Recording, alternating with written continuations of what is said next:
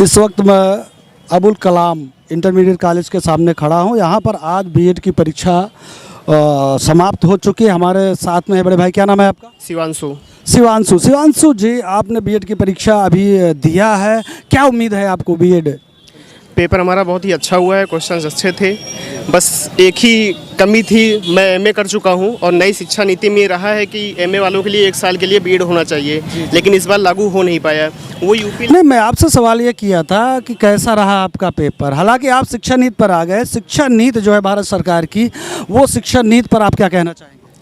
शिक्षा नीति तो मतलब विधेयक पास हो गया है, उसको लागू नहीं किया गया। लखनऊ विश्वविद्यालय ने भी लागू नहीं किया और सेंट्रल यूनिवर्सिटी जो भी है वो भी नहीं लागू कर पाए। इस बार हम लोगों के लिए इससे नुकसान हुआ है। हम 2 साल के लिए बीएड करेंगे, जबकि मेरे लिए 1 साल का होना चाहिए। जो शिक्षा नीति सरकार लाई है अभी स्टूडेंट के लिए, क्या उससे आप लोग संतुष्ट हैं? छात्र संतुष्ट हैं?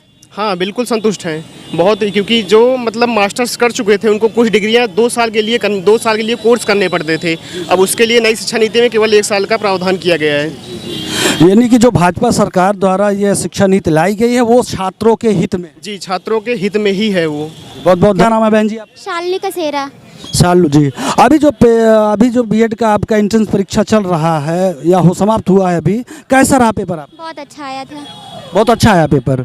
क्या उम्मीद है आपको, पास हो जाएंगे? अच्छे नंबर से। तो बीएड करने के बाद आपका क्या इरादा है? बीएड के बाद यही करेंगे, टीचिंग। हाँ, टीचिंग लाइन में जाना है। आपसे एक सवाल है मेरा, आप आ जाएं बहन जी यहाँ पर। एक मिनट मेरी तरफ देखिए।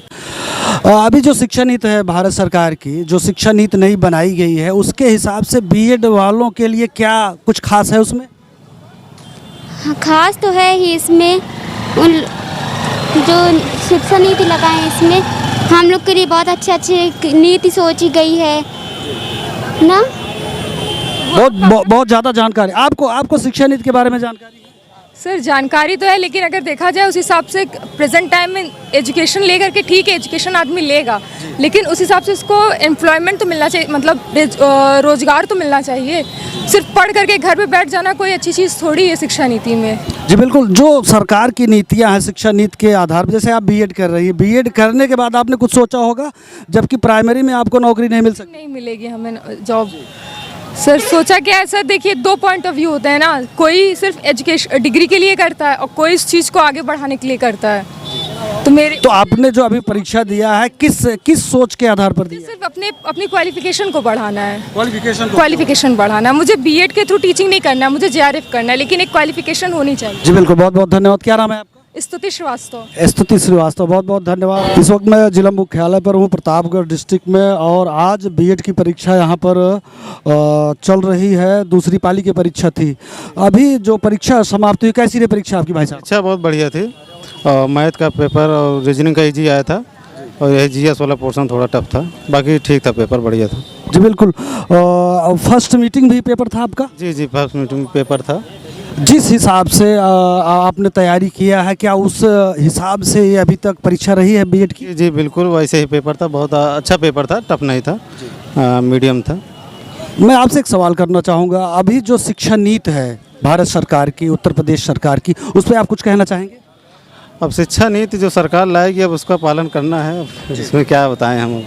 नहीं, जो सरकार की नीतियाँ हैं इस शिक्षा के मामले में, उस पर आप कुछ कहना चाहेंगे? नहीं, शिक्षा की नीति जो भी है सब ठीक है। अब यही है, कोविड का मामला चल रहा है, अब कोविड ख़त्म हो तो फिर क्लासें चालू हों। पढ़ाई बाधित हुई है आपकी? बाधित तो थोड़ा हुई है। जी, बहुत बहुत धन्यवाद। एक बार आप पंच पंचायत इस चैनल को दर्शकों के माध्यम से बोलिए कि इसको ज़्यादा से ज़्यादा सब्सक्राइब करें। आप सभी लोगों से मेरा निवेदन है कि पंच पंचायत चैनल को सब्सक्राइब करें, लाइक करें और इसे ज़्यादा से ज़्यादा लोगों तक शेयर करें। जी, बहुत बहुत धन्यवाद, बहुत बहुत धन्यवाद।